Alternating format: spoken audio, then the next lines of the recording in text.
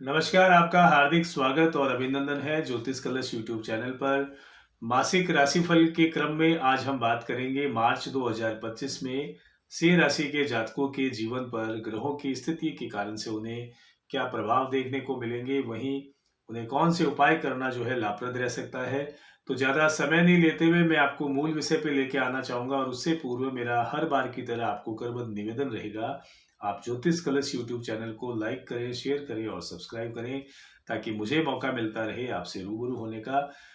आपको पुनः मैं मूल विषय पे लेके आना चाहूँगा। सिंह राशि की अगर मैं बात करूँ और राशिफल से पूर्व अगर ग्रहों की स्थिति के बारे में बात करें, मार्च में जो है ग्रहों की स्थिति क्या रहने वाली है सिंह राशि की कुंडली के अनुसार, तो विशेष रूप से जो है सूर्य जो है राशि परिवर्तन करके आपके जो है सप्तम भाव में रहेंगे और 15 दिन जो है सप्तम भाव में रहेंगे और 15 दिन के बाद में वो जो है 15 मार्च के बाद 14 मार्च को जो है वो गोचर करते हुए आपके अष्टम भाव में जो है सूर्य जो है प्रवेश करेंगे और वहीं पर जो है सूर्य जो है चतुर्थग्राही योग बनेगा। सूर्य, बुध, राहु और शुक्र जो है इनका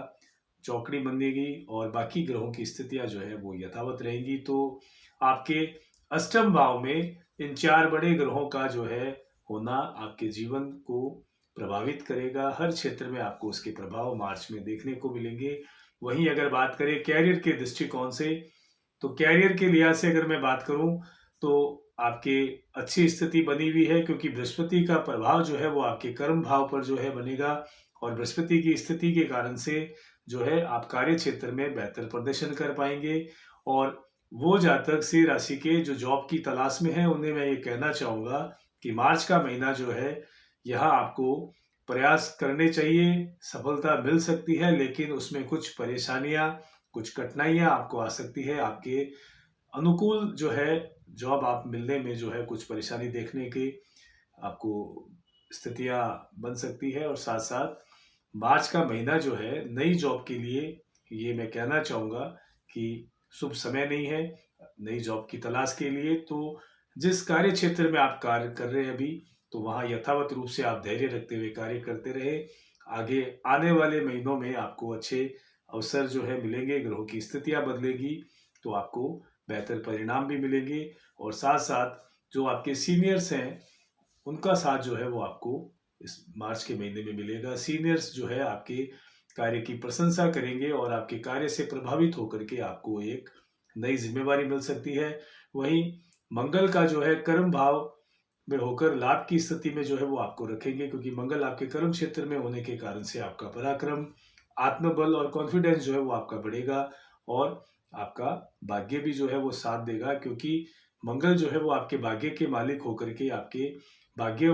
पर ही है, तो आपका भाग्य साथ देगा। आपके भाग्य के कारण से आपके कार्यों की सिद्धि होगी और कार्य क्षेत्र में और व्यापारिक क्षेत्र में जो है वो आप श्रेष्ठ प्रदर्शन करेंगे। व्यापार में आपको लाभ के अवसर मिलेंगे और साथ साथ लाभ के सौदे जो है वो आप करेंगे। व्यापार जो है विकास और व्यापार वृद्धि के योग जो है यहाँ मंगल आपको बना के देंगे। तो बहुत अच्छी स्थितियां जो है कैरियर के लिहाज से और व्यवसायिक दृष्टिकोण से बनी हुई है और मंगल का प्रभाव जो है वो आपको लाभ की स्थिति में रखेगा और लाभप्रद स्थिति आपको देते रहेंगे। वहीं कारक ग्रह के रूप में बृहस्पति जो है वो लंबे समय तक जो है आपको लाभान्वित करते रहेंगे, लेकिन मैं यहाँ मार्च की बात कर रहा हूँ, लेकिन आगामी महीनों में भी जो है बृहस्पति आपको लाभान्वित करते रहेंगे। रही बात विद्यार्थियों की, तो विद्यार्थियों को जो विशेष रूप से जो है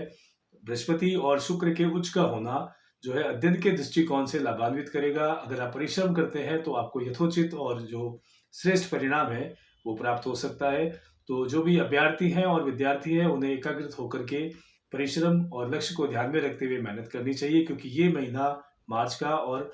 अप्रैल का महीना जो है परीक्षाओं का रहता है। तो यहाँ परिश्रम जो है आपको करना आपके लिए लाभप्रद स्थिति बना सकता है आपके लिए परिणाम में। और वही अगर मैं प्रेम जीवन की बात करूँ तो प्रेम जीवन में सिंह राशि के जो भी जातक है उन्हें आनंद और सुख में जो है उनका जीवन रहेगा और 15 मार्च के बाद में कुछ स्थितियों में जो है उतार चढ़ाव देखने को मिल सकते हैं। वही वैवाहिक जीवन की अगर मैं बात करूं तो वैवाहिक जीवन आपका सुखमय और सुखद रहेगा, लेकिन आपके पार्टनर को कुछ हेल्थ इशू हो सकते हैं, क्योंकि आपके 7th हाउस में जो है सूर्य और शनि की जो है युक्ति होने के कारण से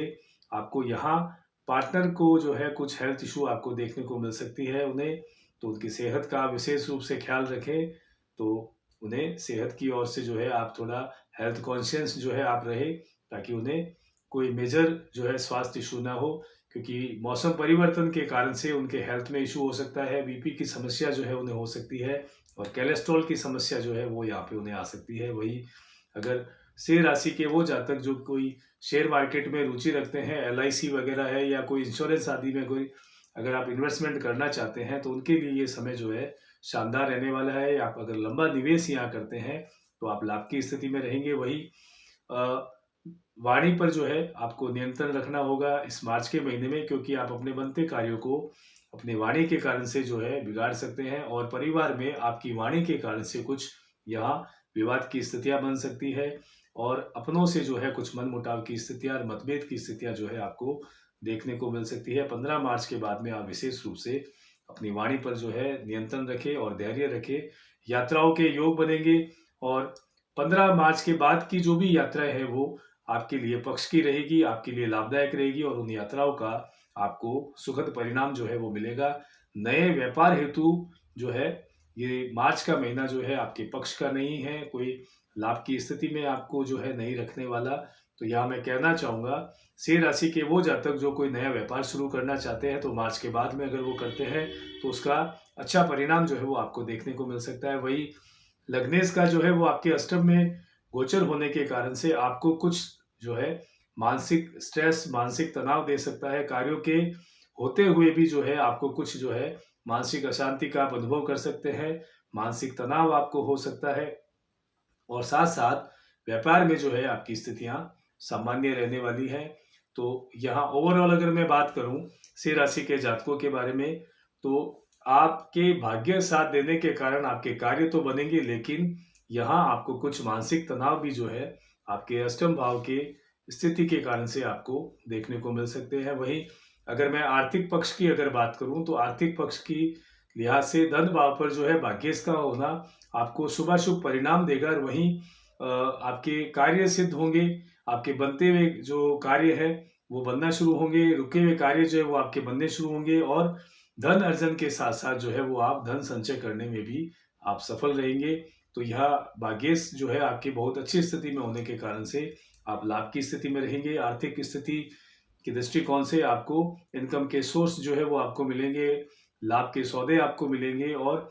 अप्रैल और मार्च के महीने में जो है 15 मार्च के बाद में जो है अप्रेजल होना, आपकी वेतन वृद्धि होना या पद में वृद्धि होकर के आपको नई जिम्मेवारी मिलना, ऐसी स्थितियां जो है वो आपकी कुंडली में आपकी राशि में बनी हुई है। वहीं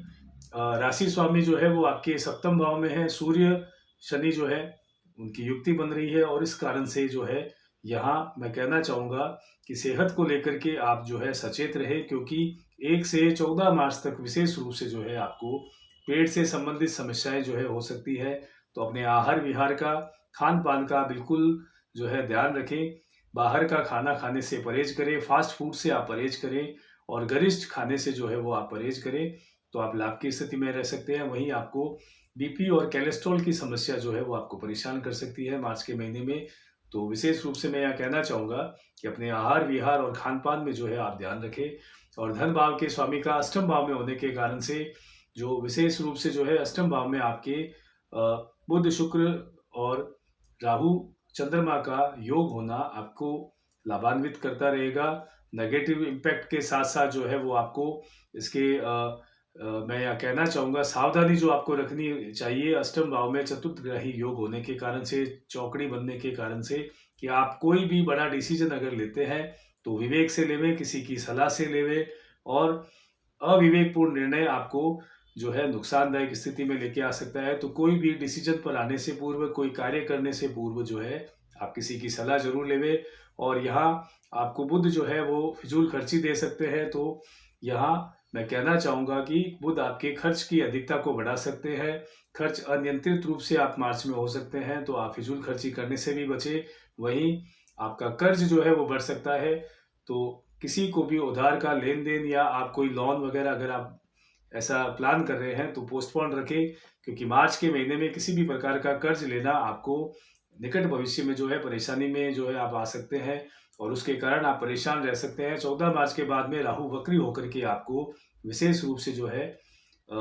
शत्रुओं से भी जो है आपको मुक्त करवाएंगे, साथ साथ आपको अचानक से धन लाभ की स्थितियां जो है बनाएंगे। तो 15 मार्च के बाद में स्थितियां जो है बेहतर होनी शुरू होंगी और अचानक धन लाभ की स्थितियां बनेगी। वहीं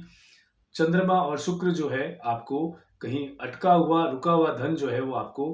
प्राप्त करवा सकते हैं। यानी आपका पैसा अगर कहीं पे भी फंसा हुआ है तो 15 मार्च के बाद में ऐसी स्थितियां जो है अष्टम भाव में बनेगी कि आपको रुका हुआ धन या कहीं फंसा हुआ धन जो है वो आपको मिल सकता है। ओवरऑल अगर मैं बात करूं तो आपको विशेष रूप से अपनी वाणी पे नियंत्रण रखना होगा, अपनी सेहत का विशेष रूप से ख्याल रखना होगा, क्योंकि आपके खान पान के कारण से आप स्वास्थ्य संबंधी समस्याओं से जो है परेशान रह सकते हैं। और संतान के दृष्टिकोण से अगर मैं बात करूं तो संतान के दृष्टिकोण से बृहस्पति का केंद्र में होकर 10वें में जो है होना, संतान के पक्ष की ओर से जो है आपको शुभ समाचार प्राप्त हो सकते हैं। संतान संबंधी चिंताओं से आप मुक्त हो सकते हैं और संतान के विकास और वृद्धि जो है इसकी शुभ समाचार आपको मिल सकते हैं। यानी कि आपकी संतान अगर किसी भी प्रतियोगी परीक्षा में संलग्न हो रही है या शिक्षण संबंधित किसी भी परीक्षा में वो संलग्न होने वाले हैं तो उसके सुखद परिणाम जो है वो आपको देखने को मिलेंगे। तो यहाँ संतान पक्ष का जो भाव है आपके मजबूत स्थिति में है, तो संतान की ओर से शुभ समाचार आपको मिल सकते हैं। बात करें उपायों की, तो उपायों के दृष्टिकोण से अगर मैं बात करूं तो आपको सूर्य से संबंधित उपाय करना आपके लिए लाभान्वित जो है रह सकता है, क्योंकि सूर्य के बीज मंत्रों का जाप आप जो है नियमित रूप से करें और नियमित रूप से सूर्य को जो है आप जल अर्पण करें। और साथ साथ मैं ये कहना चाहूँगा कि नियमित रूप से आप गणेश मंदिर जाना शुरू करें और वहाँ एक गुड़ की डली जो है गणेश भगवान को अर्पण करें, तो आप लाभ की स्थिति में रहेंगे। एक नई राशि के साथ में आपसे फिर से मुलाकात होगी। तब तक के लिए मैं नरपेन हर्ष आपसे बहुत बहुत शुभकामनाओं सहित आज्ञा चाहता हूँ। नमस्कार।